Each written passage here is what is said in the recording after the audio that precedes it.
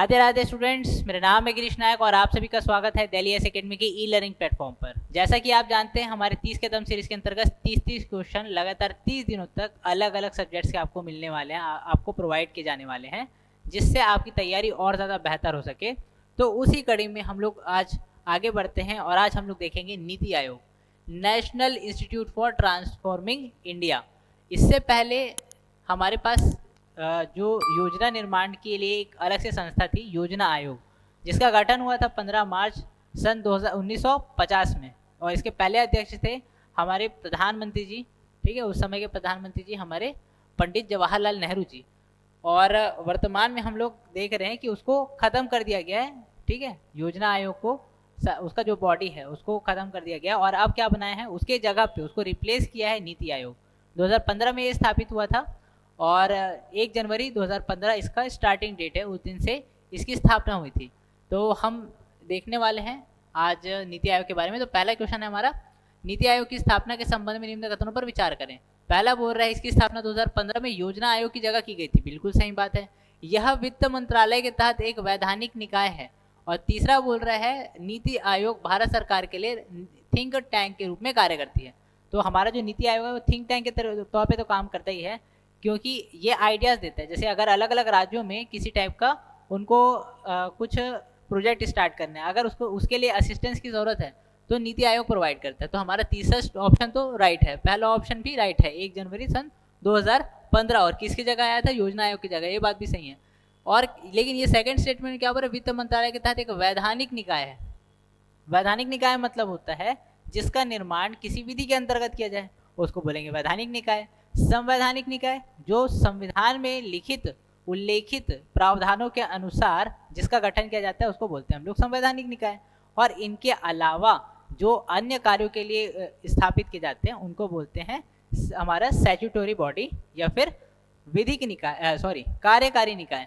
तो यहाँ पर हमारा जो निकाय है वो वैधानिक निकाय नहीं है, ये हमारा कार्यकारी निकाय है। तो हमारा सेकंड स्टेटमेंट गलत है, तो हमारा पहला और दूसरा बस राइट है, तो हमारा ऑप्शन नंबर ए हमारा सही होगा। अगले क्वेश्चन पे चलते हैं। अगला क्वेश्चन बोलता है नीति आयोग की सहकारी संघवाद मॉडल की निम्नलिखित में से कौन सी विशेषता है। सहकारी संघवाद मतलब होता है ट्रिपल मॉडल। बेसिकली आप मतलब सिर्फ अकेले गवर्नमेंट कई सारी चीज़ों को करने में सक्षम नहीं होती है, तो फिर प्राइवेट और पब्लिक सेक्टर दोनों मिलकर काम करता है, वही हमारा। और वहाँ पर अगर प्राइवेट सेक्टर के पास कुछ भी थोड़ा बहुत पावर है जिसमें वो मैनेजमेंट में हस्तक्षेप कर सकता है, तो ऐसे ऐसे कॉन्सेप्ट को हम लोग बोलते हैं सहकारी संघवाद की स्थिति। तो यहाँ पर हमारे पास अलग अलग ऑप्शन दिया हुआ है। गवर्निंग काउंसिल में राज्यों का प्रतिनिधित्व है। ठीक है, और क्या बोल रहा है, नीति आयोग के पास राज्यों के लिए वित्तीय आवंटन की शक्ति है। नहीं, वित्तीय आवंटन की शक्ति, वित्तीय शक्ति इसके पास, नीति आयोग के पास नहीं है। तीसरा बोल रहा है यह रैंकिंग सिस्टम के माध्यम से राज्यों के बीच प्रतिस्पर्धा को बढ़ावा देता है। बिल्कुल सही। ठीक है, तो हमारे पास पहला और तीसरा स्टेटमेंट राइट है, तो चौथा ऑप्शन हमारा सही है। अब यहाँ पर पूछा गया था, देखिए अगर हो सकता है शायद क्वेश्चन में थोड़ा सा कंफ्यूजन हो कि क्वेश्चन समझ ना आया हो, नीति आयोग के सहकारी संघवाद की निम्न में से कौन सी विशेषता है जो सहकारी संघवाद को बढ़ावा देने के लिए ज़रूरी है, ऐसी यहाँ पर स्टेटमेंट्स की बात की जा रही है। तो ऑप्शन नंबर डी हमारा राइट होगा। अगले क्वेश्चन में चलते हैं। नीति आयोग द्वारा निम्नलिखित में से कौन सी रिपोर्ट प्रकाशित की जाती है। नीति आयोग कौन सा रिपोर्ट प्रकाशित करता है बोला जा रहा है। तो एक दिया है हमारे पास मानव विकास सूचकांक, नहीं, इसको यूएनडीपी लाता है। बहुआयामी गरीबी सूचकांक, तीसरा बोल रहा है विश्व आर्थिक परिदृश्य और व्यापार करने में आसानी रिपोर्ट, ease of doing business report. ठीक है, तो हमारे पास जो हमारा राइट आंसर होगा ऑप्शन नंबर बी होगा, बहुआयामी गरीबी सूचकांक। मल्टी डायमेंशनल पॉवर्टी इंडेक्स जो है उसको कौन जारी करता है, हमारा नीति आयोग। अगले क्वेश्चन में चलते हैं। नीति आयोग द्वारा आकांक्षी जिला कार्यक्रम एडीपी निम्नलिखित पर केंद्रित है। अविकसित जिलों की सामाजिक आर्थिक स्थिति में सुधार करना। बिल्कुल ठीक। अच्छा, पहले इसके बारे में बता दूं, आकांक्षी जिला कार्यक्रम क्या है। आकांक्षी जिला कार्यक्रम ऐसा है कि गवर्नमेंट ऑफ इंडिया पूरे वर्ल्ड वाइड नहीं, हमारे पूरे के पूरे भारत में अलग अलग डिस्ट्रिक्ट के बारे में एनालाइज करी, और उसके बाद फिर उनका क्या बोलते हैं निष्कर्ष निकला कि जहाँ जहाँ पोटेंशियल है लेकिन वहाँ पर रिसोर्सेज का अभाव है, वहाँ पर मतलब इक्वल प्रोजेक्ट्स का अभाव है, तो वहाँ पर हम लोग कुछ एक्स्ट्रा काम करेंगे, कुछ एक्स्ट्रा एफर्ट लगाएंगे, और वही हमारा आकांक्षी जिला कार्यक्रम। ठीक है, मोदी जी के नेतृत्व में स्टार्ट किया गया था। ठीक है, तो यहाँ पर पहला स्टेटमेंट तो सही बोल रहे हैं, दूसरा स्टेटमेंट बोल रहा है पिछड़े जिलों को वित्तीय अनुदान प्रदान करना। ये अनुदान अगेन फाइनेंशियल सेक्टर से रिलेटेड ये काम नहीं करता, ये प्रोजेक्ट्स बताते हैं, ठीक है। किसी भी टाइप का असिस्टेंस चाहिए रहता है वो देते हैं। जैसे हमारे पास योजना आयोग था ना, योजना आयोग क्या करता था, सेंट्रल गवर्नमेंट का एक मतलब हमारे पास सेंट्रल यूनिट था, और वो क्या करता था अलग अलग राज्यों को बताता है कि आप लोग ये काम कीजिए, आप लोग ये प्रोजेक्ट चलाइए, ऐसा करके। ऐसा का मतलब सेंटर में एक आदमी है वो सबको डिक्टेट कर रहा है, तो इसको बोलते हैं सेंट्रलाइजेशन। लेकिन वर्तमान में इसके जगह पे जैसे महात्मा गांधी जी का कहना था कि जो पावर है, जो शक्ति है एक्चुअल में जनता में है और जनता के पास ही होनी चाहिए। तो ये जो हमारे पास स्थानीय स्वशासन को महत्व देते थे और उसी को प्राथमिकता में लेने की बात कहते थे। और उसी के तहत डिसेंट्रलाइजेशन, विकेंद्रीकरण के तहत हमारे पास एक सिस्टम बना। योजना आयोग जो था वो केंद्रीकृत निकाय था और हमारा नीति आयोग जो है वो विकेंद्रीकरण पर फोकस्ड है। तो हमारे पास विकेंद्रीकरण हम लोग करने वाले हैं। तो यहाँ पर ठीक है, तो यहाँ पर हम लोग को क्या करना है, अलग अलग टाइप का असिस्टेंस प्रोवाइड करना है। यहाँ पर क्या बोल रहा है, वित्तीय अनुदान में प्रदान करना है, ऐसे बोल रहा है। वित्तीय अनुदान प्रदान नहीं किया जाता, उनको अलग अलग टाइप से पावर, मतलब जैसे कोई राज्य है जैसे गुजरात है, वो बोल रहे हैं उनको वो बिजनेस में इंटरेस्टेड है और बिजनेस में वो लोग अलग अलग वहाँ पर से आइडियाज़ ला रहे हैं कि ऐसा कर सकते हैं, ऐसा कर सकते हैं। बट वहाँ पर ठीक है अलग अलग कार्य कर सकते हैं। लेकिन पहले क्या योजना आयोग के चलते में ना ऐसा कोई सिस्टम नहीं था, वो योजना आयोग जो बोल दिया ना उसको करना रहता था, कुछ ऐसा सिस्टम था। बट अब क्या करना है, ठीक है, अब क्या करेंगे, डिसेंट्रलाइजेशन का सिस्टम होने वाला है। तो फिर यहाँ पर डिसेंट्रलाइज्ड वे में अगर हम लोग देखते हैं तो राज्य आइडिया देंगे और उसके अकॉर्डिंग जो क्या बोलते हैं रिकमेंडेशन है वो कौन देगा, हमारा नीति आयोग। तो हमारा सेकंड स्टेटमेंट तो रॉन्ग है। तीसरा स्टेटमेंट बोल रहा है प्रमुख संकेतकों में उनके प्रदर्शन के आधार पर जिलों की रैंकिंग की जाती है। ये बिल्कुल सही है। तो हमारा पहला और तीसरा ये दो स्टेटमेंट राइट है, तो हमारा ऑप्शन नंबर सी हमारा सही होगा। अगले क्वेश्चन में चलते हैं। नीति आयोग की 75 वर्ष के लिए भारत की रणनीति में निम्नलिखित में से किस क्षेत्र पर केंद्रित है। ठीक है, अगले 75 ईयर्स में हम लोग कहाँ तक पहुंचेंगे, हम लोग क्या क्या कर लिए रहेंगे, उस चीज़ के बारे में बता रहा है। कि पहला क्या बोल रहा है, किसानों की आय दोगुनी करना, ठीक है। सार्वजनिक स्वास्थ्य के ढांचे को मजबूत करना, ये बात भी सही है। विश्व स्तरीय बुनियादी ढांचे का निर्माण करना, ये बात भी सही है। तीनों स्टेटमेंट राइट है, तो हमारा ऑप्शन नंबर डी हमारा सही आंसर होगा। अगले क्वेश्चन में चलते हैं। अटल इनोवेशन मिशन, ठीक है, अटल इनोवेशन मिशन, ये इनोवेशन को बढ़ावा देने के लिए, नवाचार को बढ़ावा देने के लिए कि कौन नए नए टाइप से हमारे हम लोग कैसे कर सकते हैं। हम लोग कोई भी जैसे हम लोग को कोई कंपनी रन कराना है तो उसके लिए हमारे पास क्या क्या ऑप्शन हो सकते हैं, कौन सा सबसे बेस्ट तरीका हो सकता है जिसमें से हम लोग ज़्यादा से ज़्यादा इनपुट मतलब कम से कम इनपुट से ज़्यादा ज़्यादा आउटपुट प्राप्त कर सकते हैं।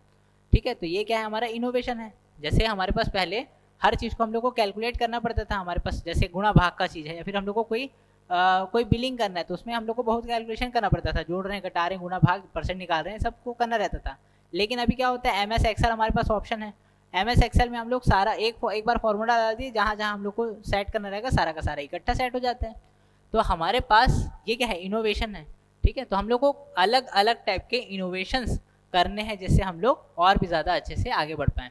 तो पहला बोल रहा है AIM, ठीक है, AIM is an initiative by NITI Aayog, ठीक है,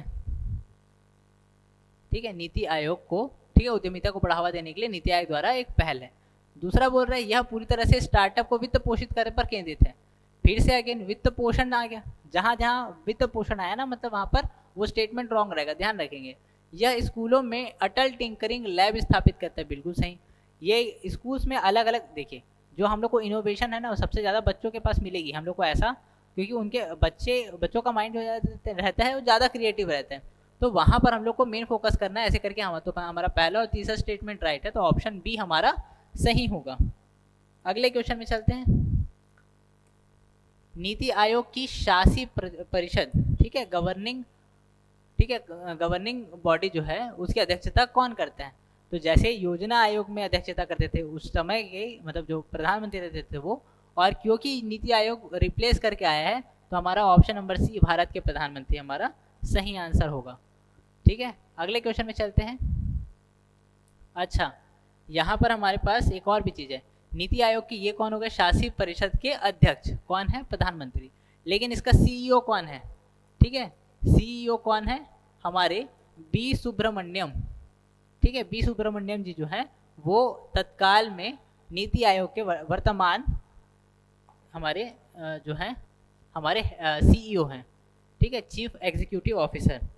अगले क्वेश्चन में आते हैं, नीति आयोग के तहत विकास निगरानी और मूल्यांकन कार्यालय, ठीक है, हमारा DEMO department of monitoring and evaluation office, ठीक है, इसके बारे में पूछ रहा है का प्राथमिक फोकस किस पर है, ठीक है, किस पर फोकस प्राइमरी फोकस कर रहे हैं। तो हमारा पहला है राज्य स्तर पर योजनाओं का कार्यान्वयन, केंद्र सरकार की योजनाओं की निगरानी और मूल्यांकन, सरकारी योजनाओं के लिए वित्तीय बजट की सिफारिश, ठीक है। तो हमारे पास ये 3 ऑप्शन दिया हुआ है, तो हमारा आंसर क्या होगा, ऑप्शन बी, हमारा केंद्र सरकार की योजनाओं की निगरानी और उनका मूल्यांकन। क्योंकि नीति आयोग जो है वो कैसी बॉडी है, एक सेंट्रल मतलब हमारा सेंट्रल गवर्नमेंट द्वारा बनाई गई बॉडी है। तो हमारा आंसर क्या होगा, ऑप्शन नंबर बी।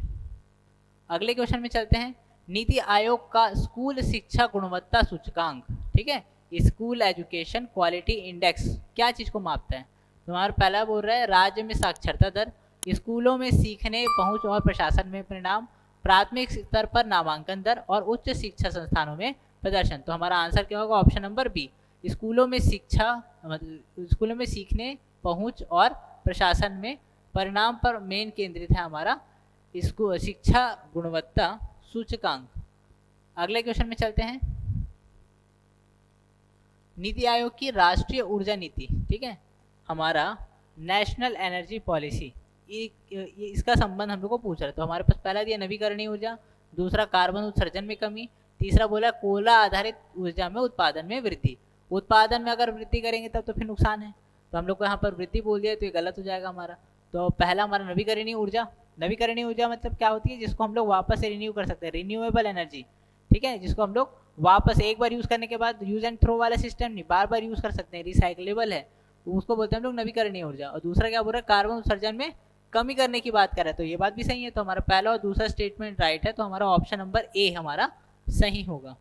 अगले क्वेश्चन में चलते हैं, अगला है नीति आयोग द्वारा निम्नलिखित में से किस पहल का उद्देश्य भारत में नगदी रहित अर्थव्यवस्था को बढ़ावा देना है। नगदी रहित अर्थव्यवस्था को बढ़ाना है अगर हम लोग को, तो हम लोग को क्या करना पड़ेगा, ज़्यादा से ज़्यादा हम लोग डिजिटल मतलब पेमेंट के सिस्टम पे काम करें। तो हमारा पहला दिया भारत नेट योजना, दूसरा डिजिटल इंडिया पहल, तीसरा बोल रहा है लकी ग्राहक योजना और डिजी धन व्यापार योजना, और चौथा बोल रहा है एकीकृत भुगतान interface, unified payment interface, UPI के बारे में बोल रहे हैं। तो किस पहल का उद्देश्य नगदी रहित अर्थव्यवस्था को बढ़ावा देना है, तो हमारा होगा ऑप्शन नंबर सी। देखिए अलग अलग हमारे पास यहाँ पर जो हमारे डिजिटल इंडिया पहल है, इसमें भी हम लोग आगे, ये हो सकता है ऐसा लगेगा, लेकिन ध्यान रखेंगे ये नहीं होगा। ये क्या होगा, डिजिटल इंडिया पहल क्यों गलत है, क्योंकि ये पूरे हर एक लेवल पे बढ़ाने की बात करते हैं, सिर्फ भुगतान तक सीमित नहीं है, ये अन्य क्षेत्रों में भी ये विकास करेगा, इसलिए ये वाला हमारा गलत हो जाएगा। भारत नेट भी गलत हो जाएगा। और अब जहाँ पर अगर बात करें यूपीआई की, तो यूपीआई का तो यूज कर रहे हैं, तो फिर ये गलत क्यों हो गया, क्योंकि ये इंटरफेस तैयार करने का काम कर रहा है, ठीक है, ये इंटरफेस तैयार करना है, इसका नगदी रहित अर्थव्यवस्था बनाना है, इसका मूल उद्देश्य तो नहीं है। तो हमारा आंसर क्या होगा, हमारा ऑप्शन नंबर सी। अगले क्वेश्चन में चलते हैं, नीति आयोग द्वारा प्रकाशित स्वास्थ्य सूचकांक के संबंध में कौन सा कथन सही है। स्वास्थ्य सूचकांक, यह राज्य सरकारों को वित्तीय स्वास्थ्य का मूल्यांकन करता है, यह राज्यों को उनके समग्र प्रदर्शन और स्वास्थ्य परिणामों में वृद्धिशील परिवर्तनों के आधार पर रैंक देता है। तीसरा बोल रहा है यह केवल मातृ और शिशु संकेतकों पर निर्भर है। केवल आगे मैं पहले भी बताया हूँ, जहाँ पर भी एब्सोल्यूटनेस की बात है वो जो हमारा स्टेटमेंट रहता है वो 99% वो गलत रहता है। तो हमारा ये ऑप्शन नंबर सी तो गलत हो गया। चौथा बोल रहा है यह वित्त मंत्रालय के सहयोग से द्विवार्षिक रूप से प्रकाशित होता है, ये बात भी गलत है। हमारा क्या होगा आंसर, ऑप्शन नंबर बी, यह राज्यों को उनके समग्र प्रदर्शन और स्वास्थ्य परिणामों में वृद्धिशील परिवर्तनों के आधार पर रैंक देता है। अगले क्वेश्चन में चलते हैं, नीति आयोग द्वारा महिला उद्यमिता मंच, ठीक है, हमारा वुमेन एंटरप्रेन्योर प्लेटफॉर्म, इसके बारे में पूछ रहे हैं कि इसका उद्देश्य क्या क्या है। तो हमारे पास पहला दिया है हमारा महिला उद्यमियों के लिए एकीकृत पोर्टल प्रदान करना, बिल्कुल सही। दूसरा बोल रहा महिलाओं के स्वामित्व वाले व्यवसायों के लिए निवेश के लिए विशेष रूप से वित्त पोषण व्यवस्था करना, ठीक है। और तीसरा बोल रहा निजी संगठनों के साथ साझेदारी की कोई सुविधाजनक बनाना। तो हमारा पहला और तीसरा स्टेटमेंट तो राइट है, दूसरा स्टेटमेंट गलत है। अगले क्वेश्चन में चलते हैं, तो हमारा ऑप्शन क्या हो जाएगा, ऑप्शन नंबर बी हमारा राइट हो जाएगा। अगले क्वेश्चन में चलते हैं, नीति आयोग की कौन सी पहल ग्रामीण और शहरी क्षेत्रों में स्वच्छ ऊर्जा समाधान को बढ़ावा देती है। स्वच्छ ऊर्जा समाधान को बढ़ावा देती है। तो हमारे पास पहला दिया है उज्ज्वला योजना, दूसरा दिया राष्ट्रीय विद्युत गतिशीलता मिशन, तीसरा दिया है भारत ऊर्जा सुरक्षा परिदृश्य 2047 और चौथा दिया है सौर शहर कार्यक्रम। तो भैया हमारा आंसर क्या हो जाएगा, ऑप्शन सी जो है भारत ऊर्जा सुरक्षा परिदृश्य 2047। एक बात को और ध्यान रखेंगे, हमारा नेट जीरो होने का जो लक्ष्य है वो है 2070। ठीक है, 2070 तक हम लोग को नेट जीरो होना है। और 2070 में नेट जीरो होने का मतलब ये है कि हम जितने भी हम लोग कार्बन एमिशन कर रहे हैं, हमारे पास इतनी कैपेबिलिटी रहनी चाहिए कि उतने सबको हम लोग एब्जॉर्ब कर सकें। तो इसके लिए हमारे पास दो टाइप से हम लोग काम कर सकते हैं। तो कार्बन उत्सर्जन करने वाले जो क्षेत्र हैं या फिर जिन सब से कार्बन डाइऑक्साइड उत्सर्जित होता है, कार्बन रिलीज होता है, जो हमारे पास एयर पॉल्यूशन के जिम्मेदार जो तत्व हैं, उन सब के उत्सर्जन को एक तो हम लोग रोक लगाएं, एक तो ये कर सकते हैं। दूसरा चीज़ क्या कर सकते हैं, हम लोग ज़्यादा से ज़्यादा पेड़ लगाएं। ये दोनों ही ऑप्शन है और दोनों ही काम इसमें हम लोग को करना है। अगला क्वेश्चन है नीति आयोग के विजन इंडिया 2047 के फोकस क्षेत्र निम्नलिखित में से कौन है। तो पहला बोल रहा है शुद्ध शून्य कार्बन उत्सर्जन, वही जीरो, ठीक है, नेट जीरो। और दूसरा बोल रहा है समावेशी विकास को बढ़ावा देना, बिल्कुल सही। तीसरा बोल रहा है नवाचार और प्रौद्योगिकी अपनाने को मजबूत करना है। तीनों बातें सही है, तो हमारा ऑप्शन नंबर डी हमारा राइट होगा। अगले क्वेश्चन में चलते हैं, नीति आयोग का आकांक्षी ब्लॉकों का परिवर्तन कार्यक्रम निम्नलिखित में से किस पर केंद्रित है। विरासत ब्लॉकों में पर्यटन का विकास करना, शहरी नगर पालिका ब्लॉकों में शासन में सुधार करना, पिछड़े ब्लॉकों में सामाजिक आर्थिक संकेतक को बढ़ाना और ग्रामीण इलाकों को वित्तीय स्वायत्तता प्रदान करना। का आकांक्षी जीरो के बारे में पूछ रहे हैं, तो यहाँ पर हम लोग क्या करेंगे, विरासत ब्लॉकों का, तो यहाँ पर पर्यटन विकास, यहाँ पर ऐसा कोई लॉजिक नहीं बनता है। दूसरा बोल रहे शहरी नगर पालिका ब्लॉकों के बारे में, तो ये भी उतना ज़्यादा यहाँ पर नहीं होता। कौन सा आएगा हमारा, ऑप्शन नंबर सी, पिछड़े ब्लॉकों में सामाजिक आर्थिक संकेतकों को बढ़ाना, ये हमारा आंसर होगा। अगला है हमारा नीति आयोग द्वारा सतत विकास लक्ष्य सस्टेनेबल डेवलपमेंट गोल्स सूचकांकों के संबंध में निम्नलिखित में से कौन सा कथन सही है। सही कथन को बताना है। पहला बोल रहा है एसडीजी भारत के वैश्विक प्रदर्शन को मापता है। दूसरा बोल रहा है वैश्विक प्रदर्शन को कैसे मापेगा भाई, हमारा तो नीति आयोग है, हमारा नीति आयोग तो हमारे देश के लिए काम करता है, तो हमारा पहला स्टेटमेंट रॉन्ग है। दूसरा बोल रहा है यह एसडीजी प्राप्त करने में उनके प्रदर्शन के आधार पर राज्यों और केंद्र शासित प्रदेशों को रैंक प्रदान करता है, रैंक प्रदान करता है, ये बात तो ठीक है। तीसरा बोल रहा है यह विशेष रूप से जलवायु से संबंधित एसडीजी पर केंद्रित है, नहीं। चौथा बोल रहा है इसे पर्यावरण और जलवायु परिवर्तन मंत्रालय द्वारा प्रतिवर्ष जारी किया जाता है, ये भी गलत है। तो हमारा आंसर क्या होगा, ऑप्शन नंबर बी हमारा राइट होगा। ठीक है, ऑप्शन बी हमारा राइट होगा। सस्टेनेबल डेवलपमेंट गोल पे मेन उसका फोकस है। अगला क्वेश्चन है हमारा राष्ट्रीय पोषण मिशन पोषण अभियान के बारे में निम्नलिखित कथनों पर विचार कीजिए। पहला बोल रहा है इसे नीति आयोग की देखरेख में नियोजित लॉन्च किया गया था। दूसरा बोल रहा है इसका उद्देश्य बच्चों, गर्भवती महिलाओं और स्तनपान कराने वाली महिलाओं को में बौनेपन और कुपोषण को कम करना है, ये बात भी ठीक है। ठीक है, नीति आयोग की देखरेख में लॉन्च किया गया था, भी ठीक है। यह मुख्य रूप से ग्रामीण क्षेत्रों पर केंद्रित है और शहरी क्षेत्रों को इससे बाहर रखा गया है। तो भैया ये वाला स्टेटमेंट तो गलत है, हमारे पास शहरी क्षेत्रों को अलग नहीं रखे हैं, हम लोग शहरी क्षेत्र में भी कुछ लेवल पे कर रहे हैं। हालांकि जो हमारा प्रोसेसिंग है वो हमारे ग्रामीण क्षेत्र में ज़्यादा है, लेकिन इसका मतलब ये नहीं है कि हम लोग शहरी क्षेत्र में नहीं करते। तो हमारा आंसर क्या होगा, पहला दूसरा राइट है, तो ऑप्शन नंबर ए हमारा सही होगा। अगले क्वेश्चन में चलते हैं, नीति आयोग द्वारा निगरानी की जाने वाली अटल भूजल योजना निम्नलिखित में किससे संबंधित है। अटल भूजल योजना बहुत ज़्यादा फेमस था भाई, ठीक है, अभी भी फेमस है। जो हमारे पूर्व प्रधानमंत्री जी श्री अटल बिहारी वाजपेयी जी के नाम पे इसका नामकरण किया गया है। पहला हमारे पास ऑप्शन दिया है शहरी जल आपूर्ति प्रणाली, दूसरा बोल रहा प्राथमिकता क्षेत्र वाले क्षेत्रों में भूजल प्रबंध करना, तीसरा बोल रहा है सिंचाई के लिए बड़े बांधों का विकास और चौथा बोल रहा है समुद्री जल का विलवणीकरण। ठीक है, ठीक है, विलवणीकरण। तो हमारा आंसर क्या होगा, ऑप्शन नंबर बी, प्राथमिकता क्षेत्रों में भूजल का प्रबंधन करना, ये हमारा मेन फोकस एरिया है। अगले क्वेश्चन में चलते हैं। अब नीति आयोग का राज्य ऊर्जा और जलवायु सूचकांक राज्यों का मूल्यांकन इस आधार पर करता है। तो हमारे पास ऑप्शन क्या कह दिया, ऊर्जा दक्षता, ठीक बात है। नवीकरणीय ऊर्जा क्षमता, ये बात भी ठीक है। तीसरा बोल रहा है वनारोपण दर, ठीक है। देखिए हम लोग को वन तो उगाने हैं, इसमें कोई बात नहीं, कोई शक नहीं है, हमारा नीति आयोग इसमें काम करेगा। लेकिन यहाँ पर पूछ क्या रहा है, जलवायु और ऊर्जा से संबंधित है, और यहाँ पर जलवायु, ठीक है, जलवायु और ऊर्जा से, वैसे जलवायु से संबंधित है लेकिन ऊर्जा से संबंध नहीं है इसका। तो हमारा ऑप्शन नंबर 1 और 2 हमारे दोनों सही है। तो हमारा ऑप्शन नंबर ए हमारा सही होगा।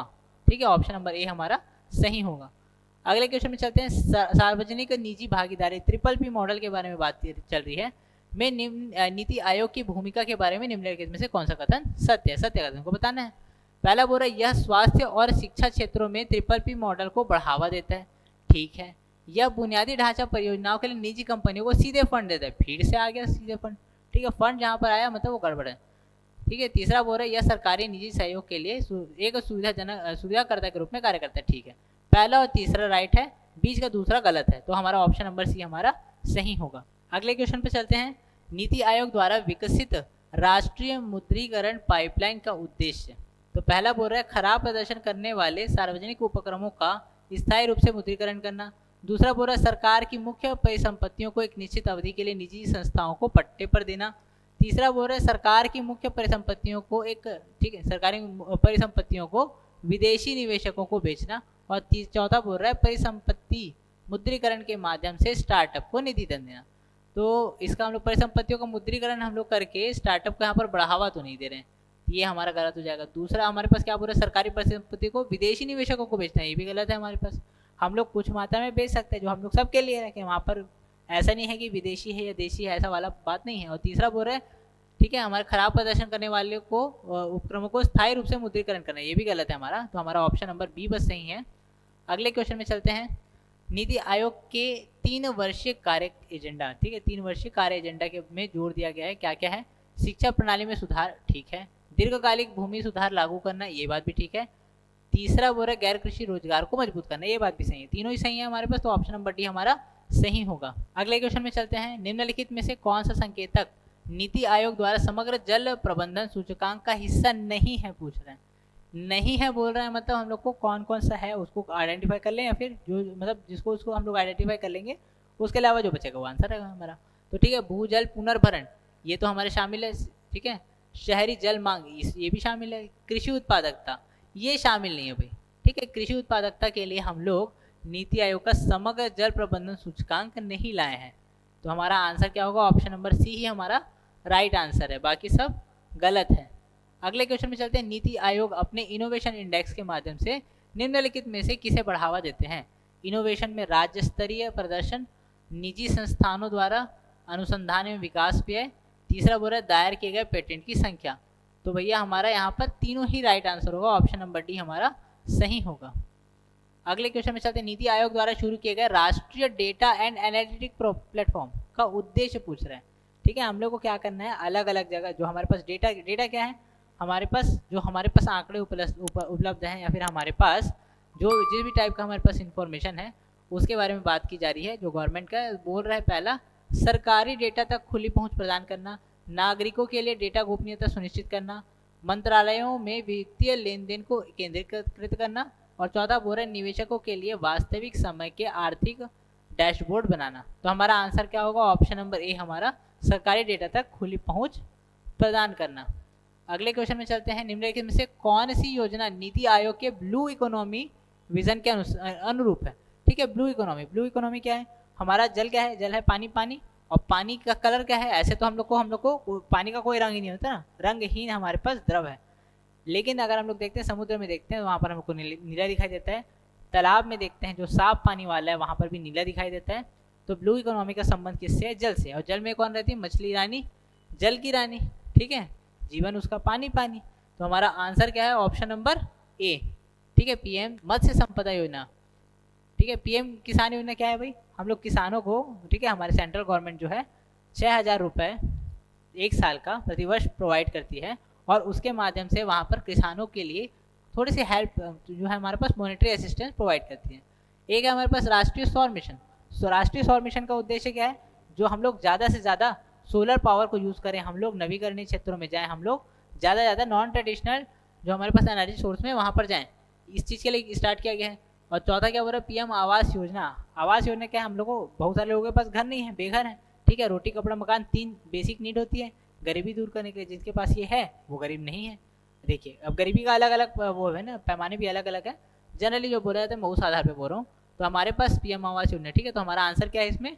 कौन सी योजना? Blue economy. ब्लू इकोनॉमी का संबंध कितना है? मत्स्य संपदा योजना से। मत्स्य उत्पादन में हम लोग आगे बढ़ रहे हैं, आगे बढ़ना चाह रहे हैं। क्योंकि हम लोग बहुत ज़्यादा इंपोर्ट भी करते हैं, ठीक है, इंपोर्ट बहुत ज़्यादा नहीं करते हैं, एक्सपोर्ट ज़्यादा करते हैं, लेकिन हमारे कंजप्शन का लेवल, मछली के कंजप्शन का बहुत बड़ा लेवल हम लोग के यहाँ है। अगले क्वेश्चन में चलते हैं। नीति आयोग द्वारा समर्थित SDG की कार्यवाही के लिए कार्यवाही का दशक ढांचे के तहत इनमें से कौन सा क्षेत्र शामिल है? ठीक है, प्राथमिकता वाला है, प्राथमिकता सेक्टर को बताना। देखिए शामिल हो सकता है लेकिन हर कोई प्राथमिकता में हो ये ज़रूरी नहीं है। प्राथमिकता में रखने का मतलब क्या है कि अगर 100 लोगों में लड्डू बटेगा तो सबसे पहले इसको मिलेगा, ऐसा वाली बात है। तो हमारे पास पहला क्या दिया रहा है, लैंगिक समानता, ठीक है, इसमें हम लोग को काम करना है। सस्ती स्वच्छ ऊर्जा, इसमें भी हम लोग को काम करना है। तीसरा बोल रहा है हाई स्पीड रेल परियोजनाएं, इसमें भी हम लोग को काम करना है, लेकिन ये प्राथमिकता क्षेत्र में नहीं आता है। तो हमारा पहला दूसरा तो सही है लेकिन तीसरा गलत है, तो हमारा ऑप्शन नंबर ए हमारा राइट होगा। अगले क्वेश्चन में चलते हैं। नीति आयोग की कृत्रिम बुद्धिमत्ता में भागीदारी के बारे में निम्न कथनों पर विचार कीजिए। ठीक है, आर्टिफिशियल इंटेलिजेंस क्या होता है? इंटेलिजेंस हम लोग किसी भी सिचुएशन में जो डिसीजन मेकिंग करते हैं, ठीक है, डिसीजन मेकिंग एबिलिटी हमारा इंटेलिजेंस लेवल को बताती है। ठीक है, तो हमारे पास क्या दे रहा है, पहला नीति आयोग ने भारत का पहला AI आधारित सुपर कंप्यूटर लॉन्च किया। इसने नैतिक AI उपयोग पर ध्यान केंद्रित करते हुए राष्ट्रीय AI रणनीति विकसित की। तीसरा बोल रहा है यह निजी कंपनियों में AI अनुप्रयोगों के कार्यान्वयन को नियंत्रित करता है। चौथा बोल रहा है यह भारत में AI अनुसंधान केंद्रों को विशेष रूप से वित्त पोषित करता है। तो वित्त पोषण तो हम नहीं करते, हमारे पास बहुत ज़्यादा पैसा नहीं है। ठीक है, सी क्या बोल रहा है, निजी कंपनियों में AI अनुप्रयोग को बढ़ावा देता है, कार्यान्वयन को नियंत्रित करता है, ये बात भी गलत है। जो बी ऑप्शन है ना, ये हमारा राइट है। इसने नैतिक AI उपयोग पर ध्यान केंद्रित करते हुए राष्ट्रीय AI रणनीति विकसित की है। ठीक है, तो हमारा ऑप्शन नंबर बी हमारा राइट होगा। और आज के लास्ट क्वेश्चन में चलते हैं। निम्नलिखित में से कौन सी नीति आयोग की पहली कृषि के आधुनिकीकरण पर केंद्रित है? कृषि के आधुनिकीकरण पर केंद्रित है। तो हमारे पास पहला क्या बोल रहे हैं, PM किसान सम्मान निधि, इसमें हम लोग क्या दे रहे हैं, 6000 रुपये प्रतिवर्ष। दूसरा क्या बोल रहा है, भारतीय डिजिटल कृषि रणनीति। और फिर क्या बोल रहा है, मिशन इंद्रधनुष। और चौथा बोल रहा है राष्ट्रीय ग्रामीण रोजगार गारंटी अधिनियम, हमारा मनरेगा। ठीक है, तो एक छोटा सा सवाल आप लोग के लिए कि हमारा मनरेगा का जो प्रोग्राम स्टार्ट हुआ है वो कब से स्टार्ट हुआ है, आप ये कमेंट सेक्शन में बताइए। ठीक है, मिशन इंद्रधनुष का संबंध किससे है? अलग अलग मतलब मिशन इंद्र दो जगह मिलेगा ना हम लोग को। मिशन इंद्रधनुष एक तो हमारे पास टीकाकरण से संबंधित है, और अगर खेती में देखते हैं तो हर एक क्षेत्र में हम लोग को विकास करना है, ये हमारे इंद्रधनुष का पार्ट है। तो हमारा आंसर वैसे इसमें क्या है, ऑप्शन नंबर बी PM, ठीक है, भारत डिजिटल कृषि रणनीति, ये हमारा राइट आंसर होगा। तो ये हुए हमारे 30 क्वेश्चन। इसके साथ ही मतलब इसी प्रकार के और क्वेश्चनों के लिए आप हमारे साथ बने रहें, और अलग अलग सब्जेक्ट के अलग अलग क्वेश्चंस आपको जो कहीं और नहीं मिलेंगे वो आपको यहाँ मिलेंगे, तो आप वहाँ पर जाके अपनी तैयारी को सुनिश्चित कर सकते हैं। वीडियो में यहाँ तक बने रहने के लिए धन्यवाद।